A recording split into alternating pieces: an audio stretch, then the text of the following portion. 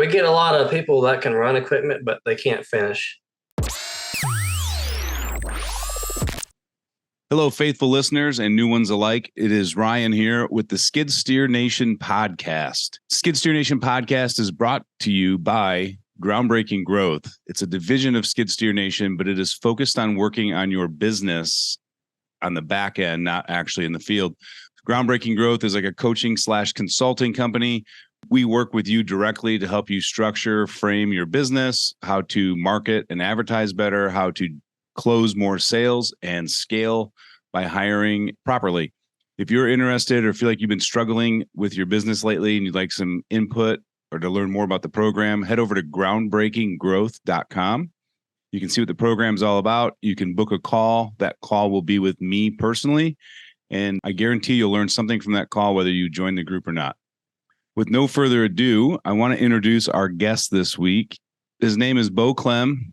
He's from the good old state of Oklahoma. I feel like we have a bunch of Okies on this show. Must be a lot of dirt work being done out there. He's from a town called Mustang, Oklahoma. He's not too far from Oklahoma City. And he started his business in 2020. So, Beau, welcome to the show. Thank you. Yeah, glad you can make it. Thanks for squeezing this in in the middle of a work day. I appreciate it. No problem. Yeah. So Clem Excavation and Land Services. Where'd the idea for that come from, and how long have you been stewing on it before you actually started it? Oh, it didn't take long. We just oil field for many years, and it was getting a little slow. And I had another fellow that was working with me, and he went and bought a piece of equipment, and he kind of talked me into starting this thing. He wanted me to come help him on the side, and it kind of just went from there. A little snowball effect. Word got out. I bought a little machine, and it seemed like the plumber started calling, and people who wanted me to dig electric lines. It just snowballed fast, and just took off. Were you primarily doing like work for new construction home sites? Is that what the niche you kind of fell into at the beginning? Yep. New construction. So I got into that, just start digging all the plumbing trenches and septics for a home builder. And okay, it just one thing led to another. And you're married with 2 children, correct? Correct.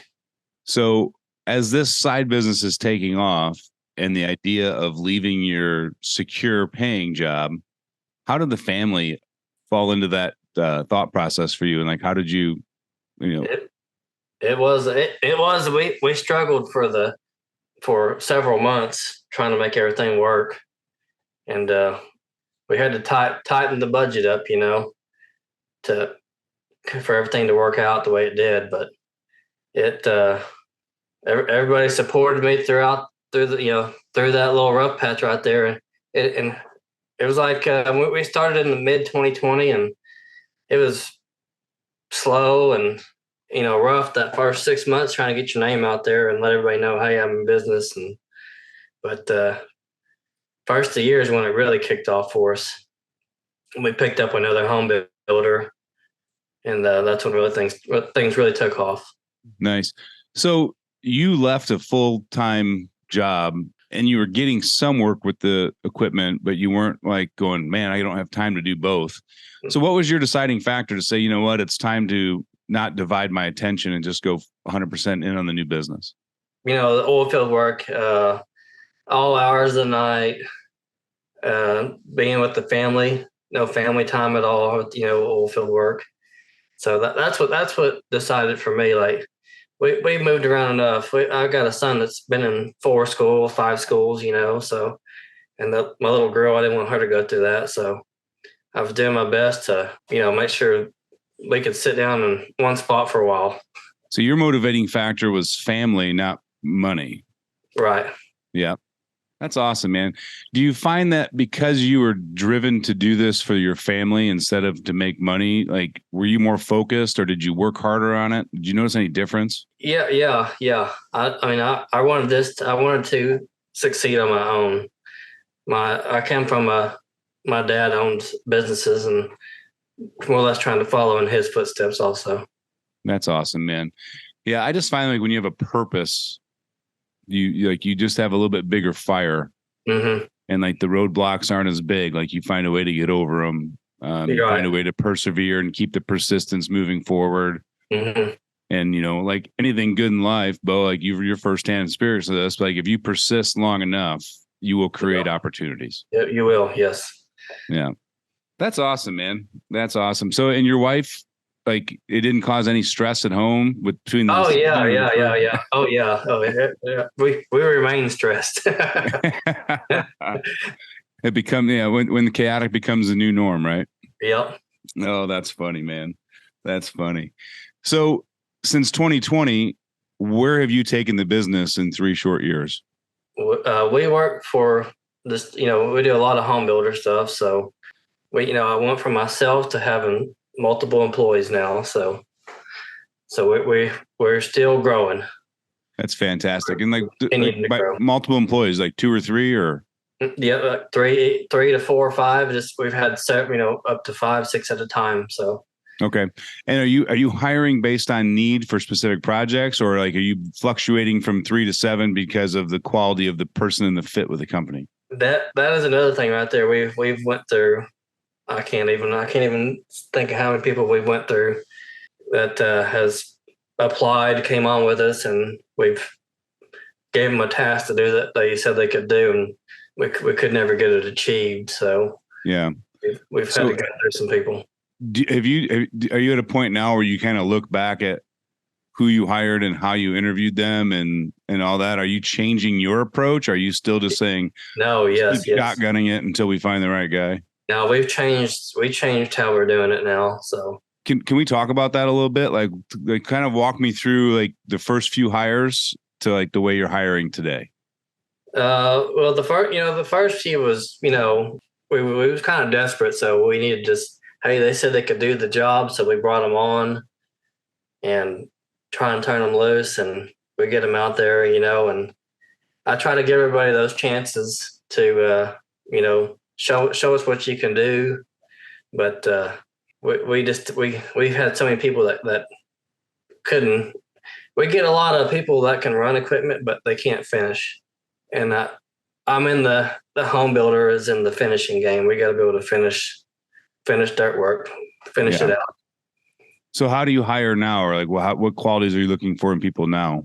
If we look for finishers, like we almost do like a tryout almost, and I tell everybody up front, if you can't do it, then we just I don't. It's hard to say here. We have don't so want to many waste your that can time or move mine. dirt. Yeah. Let's not waste everybody's time. I would hire everybody in the world to come move dirt, but I can't have 12 people moving dirt on location and nobody that can finish the job. Yeah. So you're more focused on experience and quality of work than anything else. Right.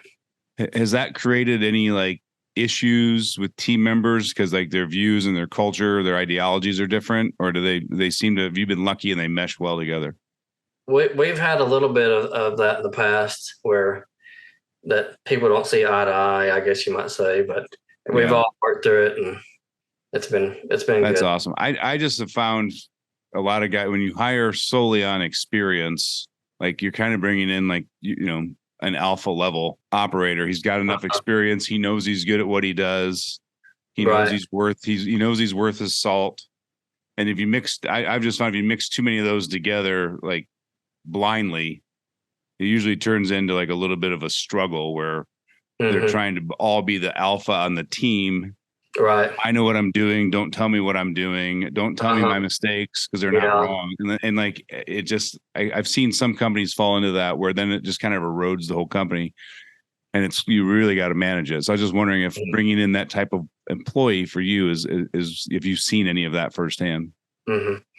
I try to set everybody straight too. So I will set somebody straight real fast. So are you doing primarily work for home builders? Is that your like bread and butter? That's our primary. We've started doing a lot more private work here recently. Mm-hmm. And, that's what we're trying to grow. So we're hiring a few more people now and trying to branch out in that aspect. Let's talk about that. Like, what's your growth plan? Like, are you just going to be doing the same type of work, finish grading, utilities, and that for private homeowners? Or are you expanding your services also? We're getting more into the forestry side too. We're going to start getting the forestry side, ponds. We're going to take off in that area is what we're looking to do. Nice. So you're looking for people with like larger pieces of property that want to do some transformation projects, whether it be land clearing or recreational or fishing with the pond. Right. Very nice, man. How long have you been kind of focusing some attention on that? Oh, we've been working on it probably about the last six months or so. And have you seen anything similar like what you saw when you started your business? Are you starting to see that 6-month spring of business? Yes. Yeah. So if you were to tell somebody like, hey, give it 6 months to a year, would that be your advice? Like if they were struggling in month 3? Yep. I'd say 6 months to a year. Yeah. And what does your grind look like for that first 6 months? Like what tasks are you doing on a daily or weekly basis to ensure that you'll get that spring in business down the road? Quality of work. Quality of work. Quality of work. So above anything and everything else, your mission is attention to detail, and then the rest will work itself out. Yep. Nice. Have you found, I'm assuming if you're focused on quality of work, I'm assuming that you are not the lowest priced. I am not. I tell everybody I'm not. Yeah. Quality of work. And then how does that affect, how do people in your area, like out in that Oklahoma area, are they more, is it a blend of people who want a cheap service and high quality, or is it leaning one way or the other? It's both. It's probably a 50-50 deal out here. I would, some people were like, just get it done. And other people were, we want it to look like a golf course. So yeah, I'd rather every job look like a golf course. Like, I'm OCD, I guess. Yeah. The good ones are, man. Like it's, and again, like you don't have a product, like the visualization of the service you provided is what people judge you by. Right. So, I mean, I think a lot of good business owners do have that same quality where they're just fixated on the detail and the attention to it, because at the end of the day, that's what people see. And that's how they're going to judge you and your business. All right. So you got into forestry mulching. I'm going to dig back into this same question, just a different approach. You decided you're going to do some forestry mulching. Obviously, attention to detail is what you're focused on. But what did you do to start getting opportunities to provide estimates and then to close those estimates to actual jobs? Because you weren't getting word of mouth because you weren't known for that. No, through the home building, I was able to save up the money to buy that machine. And that just allowed me to start doing some stuff for them, for clearing some areas for them. And then I just Facebook it, share it on there. And then, I get calls from there, word of mouth.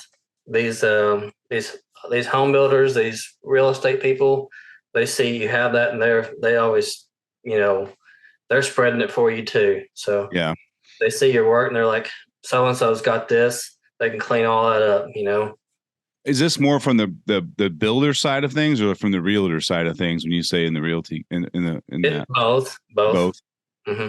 Have you done any like meet and greets or any events with realtors to have conversations and kind of network with them? I haven't. I've been invited to several, but I have not had a chance to go. Gotcha. So this is all just kind of organic. Like you're just going to focus on the work and get it going. So that's fantastic. So did you do any cold calling or anything else, or did you just in the beginning? Yes, cold calling. Yeah, I probably called every plumber in this city.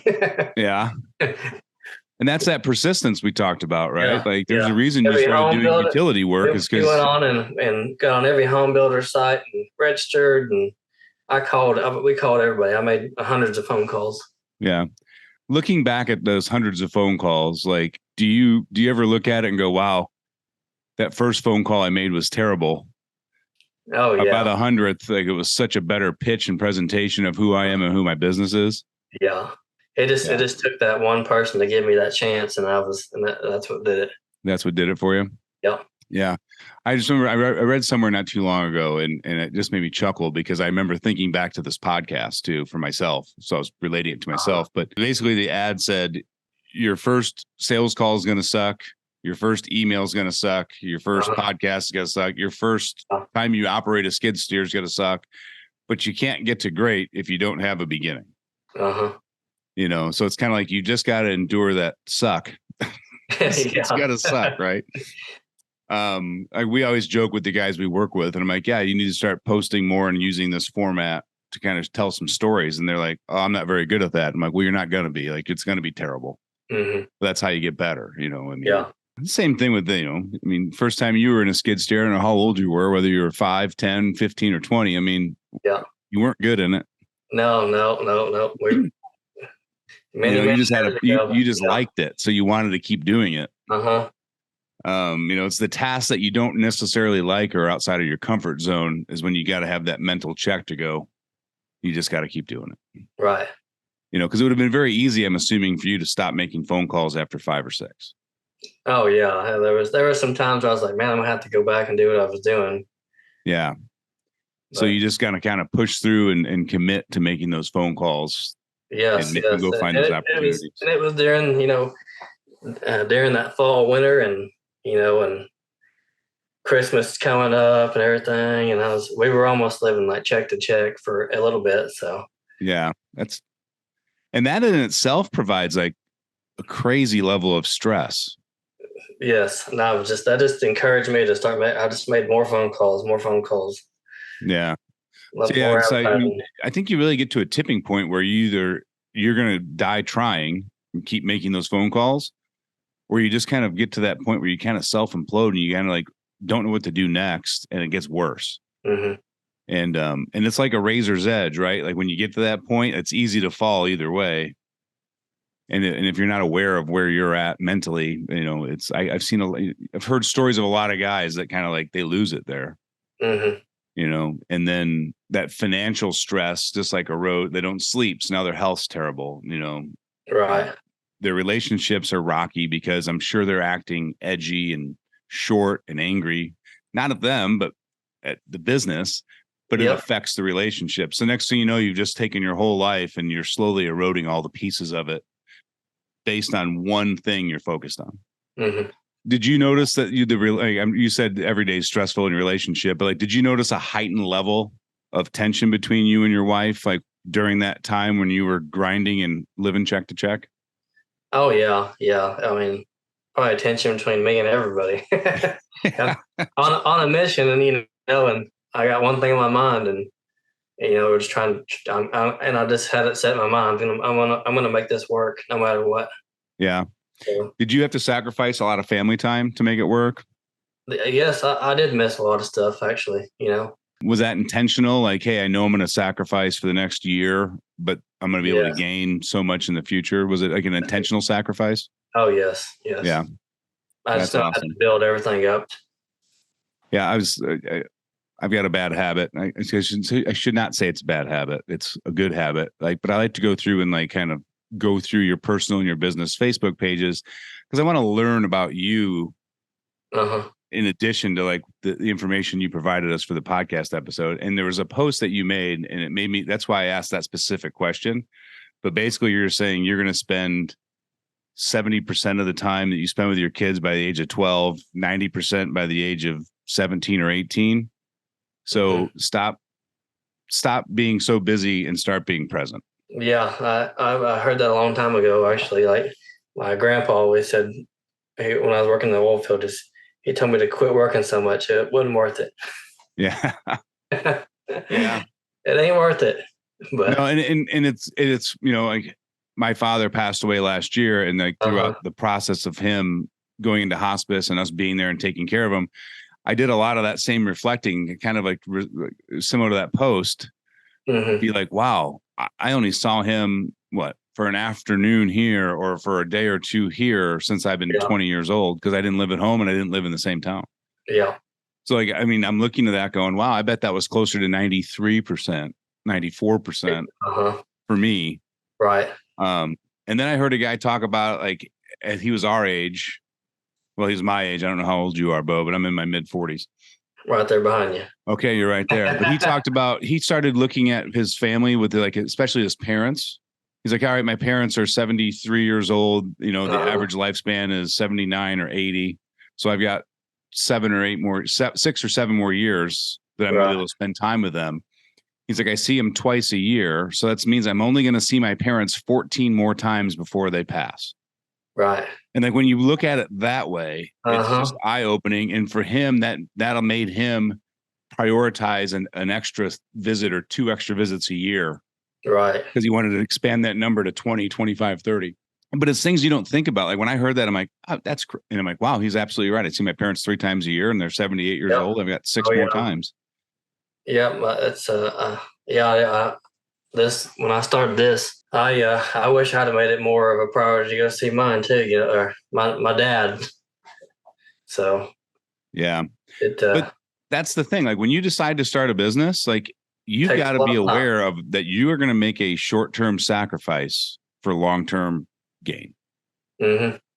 And the guys that go out there looking for short-term money, they have long-term sacrifice. Like you've got to build that foundation. You've got to build those relationships or, whatever that was. Like for you, it was relationship building and quality of work. Right. Right. So but without that, you don't get to where you are today. Mm-hmm. So yeah, you got a 6 month or a year sacrifice where even when you're present, you're probably not mentally present because it's all business. But now you're able to take a break on a Tuesday afternoon to come have a conversation with us because you've structured the business to a way that it's not requiring you to do everything every minute of the day. It's getting people who can work on their own, don't have to babysit everybody. Yeah. Yeah. And that's the goal of owning a business, right? Like I always make the comment, if you're reliable for every aspect of the company, you don't have a business. You just have a job with a lot of stress, and not necessarily that you need employees, but like you could, if you've got it, you could hire third-party companies for parts of the job, right? So, but if you're doing all the marketing, all the bookkeeping, all the material ordering, all the maintenance, like you don't have a business, you have a job. Right. But if you're bringing a mechanic in to do some work and you're paying somebody to do your bookkeeping, you've got a company hired for marketing so you can focus on 3 or 4 other areas of the business. Now you've got a business because you're not doing everything. Mm-hmm. And then some guys are happy being the only guy in the field. Awesome. That's success. Right. But, for me, I would want to be able to say, hey, I can take a vacation this week and we can still generate revenue. May not be maximum, but it's not going to be a zero. Right. And it sounds like you've built that type of business for yourself where if you needed to leave for a couple of days, as long as you did all the detail work up front, the guys should be able to figure it out. Yeah. Yeah. That's all. How does that make you feel? Oh yeah, it was great. Yeah. We just went on vacation here recently. So it was nice to. How did that go? Like, how did the business operate without you while you were gone? It went great, actually. We got a guy who takes care of stuff. So you came back to 0 issues or headaches or road bumps or anything? Everything's done way we need it to be. That's awesome. That's awesome. Again, going through your Facebook page, we talked about the quote about spending time with the kids, but I want to ask this: is it a fair assessment to say that Beau Clem at his core is a family man? He enjoys the rodeo. You are lifting other people up. I notice you share a lot of your friends' businesses or ventures they're doing in your area. And then I would end this with the most important one for you is that, your faith, you're a man of God. God first. Is that a pretty fair assessment of Beau Clem? Yeah. Yep. God, family. Yeah. We say the same thing with our team too, man. Like God, family, then business. Yep. How is your relationship with God helped you through this last 3 years? Oh man, that's if we didn't have that, then we wouldn't have nothing. Yeah. Do you find that you talk to him outside of the hard times too? Oh, try to do it every day. Every day. Every day. That's awesome. I know there's some people out there that might be listening to this that aren't religious, but I am and you are, so it's a topic that I'm not afraid to discuss a little bit. Yeah. I found that because of my faith in him, that it makes it a little bit easier to be grateful, and then that gratitude makes the hard times a little easier. Yeah, I agree. I think There's been some times where I kind of got away from, thinking about him every day, or just what we do in our daily lives. We have to remember to put him first and thank him every day. And I've noticed when I do, I feel when I put God first, I feel like things are easier for me. Yeah, I totally agree with that.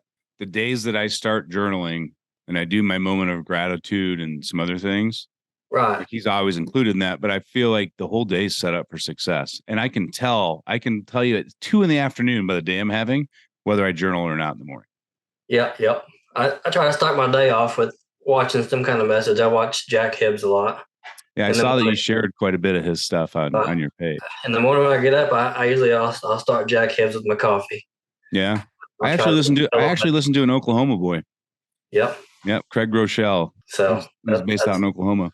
yeah. Um, well, that's awesome, man. The thing that I was really I loved is like you promoting your friends' businesses, like even your friend with the lawn care business, like there's a 50-50 shot that guy grows and ends into an excavation company. And you're still cheering him on and wanting people to use his services. And I love that about people. Like the good people aren't afraid of competition, right? Like they want to lift I, others up I around want them. everybody to succeed, no Yeah. matter what. Yeah. And I think, having that approach just it makes people help you more because they see you helping others. Hmm. You know, being a man and you're in the same boat, I'll bet money on it. We love giving help, but man, we hate asking for it. Hmm. Right. I'm the first one to tell your buddy when they sell their house, yeah, let me know what day you're moving. I'll make sure to bring the truck and the trailer and we'll get that thing knocked out. And then I go to move and they're like, hey, let me know when you want to help move. And I'm like, I did it yesterday. They're like, why didn't you call? I'm like, I could do it myself. Yeah. Like, it's so bad. Uh-huh. So bad. So you said you use Facebook a lot for advertising. And I always like to talk a little bit about marketing. So I think that's one area a lot of business owners struggle in, especially in the first 2 to 5 years, because you don't come from any marketing background. Right. How are you using Facebook to generate business for you? I just share some of our daily activities. I run a little ad every now and then. I can only run so much because we get overwhelmed and we can't keep up. So there's Gotcha. there's last year I probably didn't run any ads, or there's sometimes where I don't run anything because I know we can't keep up with all the home building we have going on. So Yeah, I noticed that you weren't running any ads currently, and I wanted to ask you about that. Like, do you ever run ads, or is it just a period where you're not doing it? sometimes I do. I just got off the phone with a guy this morning, another business owner, and he's talking about running some ads, and I said I might throw one out there, just to stir the pot. But Yeah. What's but an ad look like for you when you do a Facebook ad? I usually just put one of our projects on there, that we're doing. I might start doing some of these forestry type mulching projects we're starting to do, and I think I'm going to dive off into that a little bit more. So, And then you just offer a phone number for them to call if they're interested. uh-huh, And how many right. people actually call you versus send you a message on Facebook? We get so many messages, That's and I tell them to call because we need. They always want to know a price. I'm like, there's so much more to just giving you a price over this message. Where are you located? yeah. The trees were taken down with the terrain. So if you're open to it, I've got one piece of advice I'd love to share with you if you're open to it. Everything we do has a goal, right? So like you create the ad on Facebook and its goal is to start a conversation with a customer. Hmm. What the customers are telling you is that they're wanting to start that conversation on Messenger. So instead of trying to create more friction for the customer, because that's who we got to keep happy, how do we change your script or your messages to get them to give you a phone number?